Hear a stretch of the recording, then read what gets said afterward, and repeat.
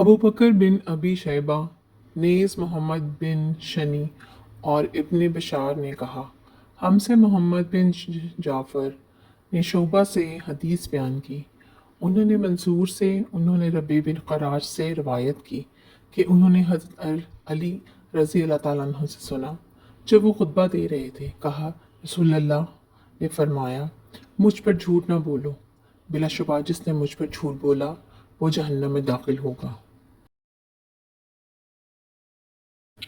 हज़रत अनस बिन मालिक रज़ी अल्लाह ताला अन्हु से रवायत है, कहा, मुझे तुम्हारे सामने ज़्यादा अहदीस बयान करने से ये बात रोकती है कि रसूलुल्लाह सल्लल्लाहु अलैहि वसल्लम ने फरमाया था, जिसने अमदन मुझ पर झूठ बोला वो आग में अपना ठिकाना बना ले। सैयद बिन उबैद ने कहा, हमें अली बिन रबी ने हदीस बयान की। कहा, मैं मस्जिद में आया और इस वक्त हज़रत मुग़ीरा बिन शैबा रज़ी अल्लाह ताला अन्हु कूफा के अमीर गवर्नर थे।